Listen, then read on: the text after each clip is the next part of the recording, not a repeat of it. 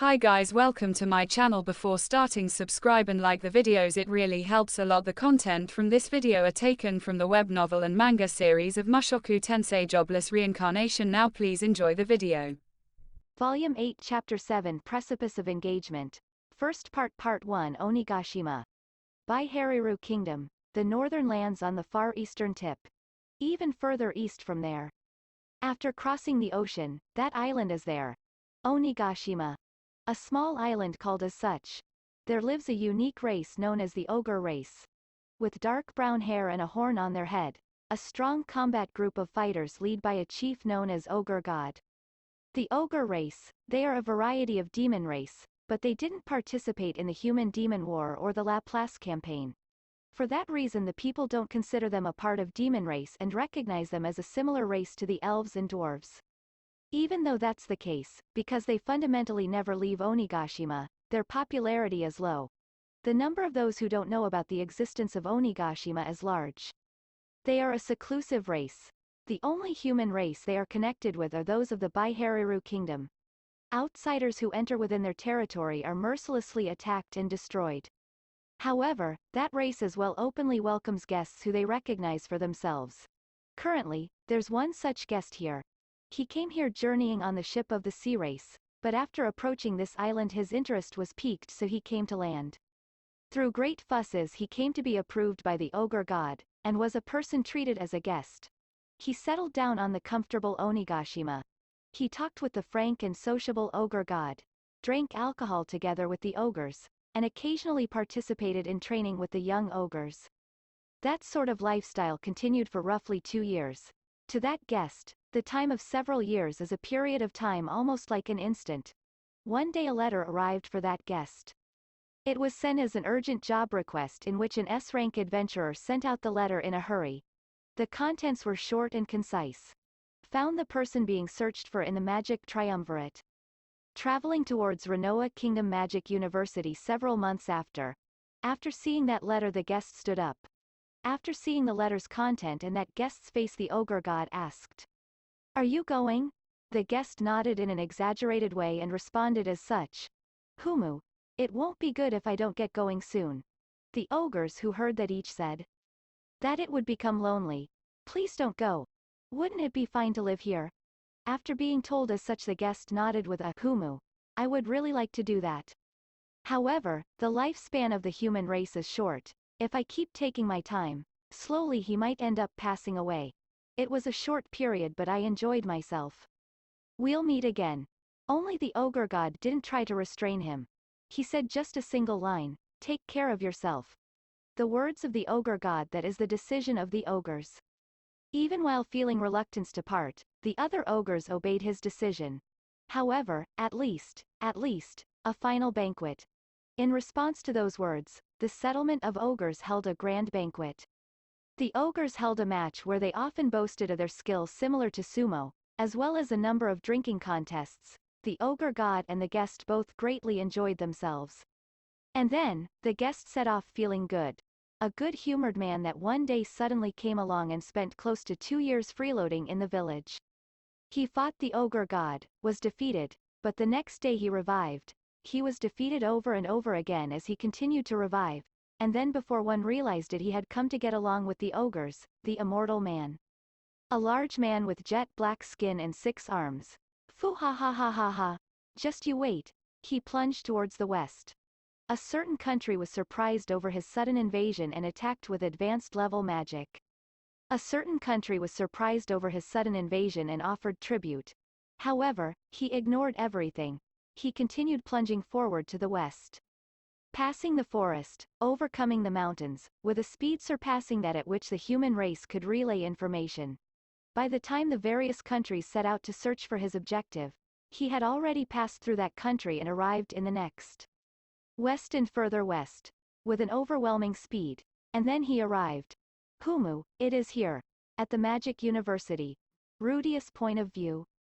Since I entered the Magic University time has flown by. It's already been 6 months. The season is autumn, an autumn of good harvest. This season is extremely short. However, it's an essential harvesting period for the sake of overcoming the bitter winter. Unusually it's a season where festivals are thrown in the town as well. And then in regards to the beast race, it has a special implication of going into heat. During this season the beast race men and women all get restless. It's not as if the Magic University has that many beast race enrolled. Even if you were to look at the 10,000 students, it would be at best 5%. That's still around 500 people. If you think about how vast the Magic University is, then it's not all that many. It's not all that many, but during this season you can catch sights of those few dueling in various places. The ones dueling are men and women. During this season the beast race duel the opposite sex in order to become companions. After the duel ends, they will end up flirting for several months, and then marry after. It seems that the one who wins the duel becomes the boss of that family. Well, it seems limited to just being a custom that has continued since the past. In regards to the beast race, Rinia and Pursena are flowers beyond reach. In terms of combat ability they're at the top class among the beast race at this school. And then they are the princesses of the Dorudia race, so of course they would be popular. Following the customs of the human race, they are regarded as adults at 15 years old, and a great number of beast race have challenged them to duels. Among them are even those who have gone out of their way to travel a long distance to come as well. Outsiders are forbidden from entering. Normally it would be a concern from the school's side to stop them. But, during the in-heat period, since it's a reproduction custom, it's an extremely delicate problem.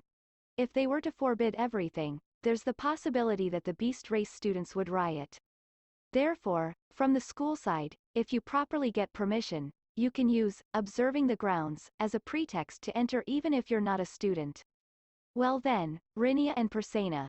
In regards to the courtship of those two and winning a duel, that would in other words mean aiming at the patriarch seed of the Dorudia race. You won't become the patriarch right away, but at the time when the patriarch is chosen, you would without a doubt be included among the candidates. Although, since they came all this way for the purpose of studying, it's not like they can just decide on their marriage themselves. When they turned 15 years old they rejected all of the marriage proposals. However, even after taking such an attitude, the number of beast race warriors coming to propose never decreased. They're popular. Supposedly there were those among them that forcefully tried to attack them. Nothing but people who think that as long as they can establish a relationship after the fact then it's fine. Since that becomes the case, the two end up secluding themselves to their dorm rooms during this season. Rejecting them is too much of a pain. Even if they reject them they'll be attacked by starving men. The female dorm can't be called safe, but at the very least if someone were to intrude on the dorm, all of the girls would drive them out. Therefore, during this season the two didn't come out of their rooms. Since that's the case, they took a vacation from homeroom as well. I wonder if this is the so-called physiological holiday. The fact that it's the in-heat period would mean that the two are currently in such a state. When I think that those two are getting all Nyanyan Wanwan in their rooms I get a bit aroused as well. Although, it's limited to just getting excited in my head. I received a letter in my place from them stating, "We'll cause a bit of trouble for boss, but we're depending on you after." Even if you tell me you're depending on me after, I haven't done anything in particular. I wonder if that means they want me to work as their proxy or something. It's impossible since I don't even know what classes they show up to. Furthermore, it's not just the beast race that goes into heat in autumn. And then during this season the Magic University won't stand for rape-like incidents. I guess you could call it an evil practice for those of mixed races. I can agree with the firm security stance they take at each of the dorms. If it's between the same race during heat then you could call it the so-called natural providence, but if it comes down to a completely unrelated first year, they might be attacked without having any idea what is going on. Of course, the action of rape is prohibited in the school rules. For that reason, during this season there's security guards posted within the school. Rape is no good, but if it's pushing someone down with consent during a duel then it's okay. And attacking someone after they've rejected your challenge to a duel is strictly forbidden. It seems it's that sort of feeling. There was a warning about it even from the teacher in homeroom. During this season you shouldn't carelessly accept duels, and anyone lacking confidence in their combat power should always remain together in groups when they move around. Fitts senpai worried about me as well and told me to be careful. Since you're strong, there might be some women who come along and challenge you to a mere training duel. But that is a lie. So after you reject it, no matter how much they provoke, you don't accept it and quickly escape while being careful of your back. Women in heat. If it was the old me, then I might have gone around dueling everyone right and left to build up a harem. However, with this body that is being violated by illness, even if I did something like that, it would just end up bitter. The in heat period. It is something that is of no relation to me. Look, what has relation to me are the two young ones over there. The two who cleared things up and ended up becoming lovers, an elf and a human boy. The eternally in heat elf is sitting on the lap of the boy and studying together. No, really, from morning to night it's hot over there. The heart bubbles are drifting over here. However, putting aside Cliff, the way in which Elinalise acts looks the same as she does with other men to me. Since I felt that it would be pitiful to report to Cliff, I won't say it out loud, but frankly, I can't see it as anything but an act. I wonder if everything is all right between those two. Shisho, wouldn't it be a good time to start with a new work? While I was looking at those two, Zanoba started a conversation. He was operating normally. He knows nothing and doesn't care about the heat period, basically sums it up. A new work, huh? The other day, in order to rehabilitate, I started to create a 1/8 Eris, but for some reason when I started making it, tears were coming out, so I gave up midway. Since then, somehow my skill has been dulled. I wonder if it's a slump. That's right, who should we create? We might as well just move away from people. Then, should we try making a red dragon? Oh, come to think of it, you once beat one, didn't you? That time was terrible, I thought I would die. Wah, how modest. Master, what are you talking about?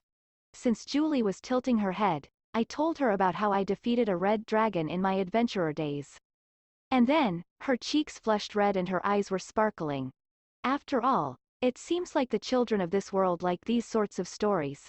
She's not really receiving childlike treatment, but even then she's still 6 years old.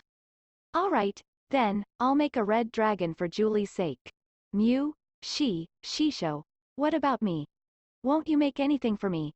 If she's your disciple as well, shouldn't you say something about helping out? Ha, Shisho, even though my ability is poor, I will help out. Even with my slightly bad pace, I'm operating normally as well. My elementary class barrier lesson will end soon as well.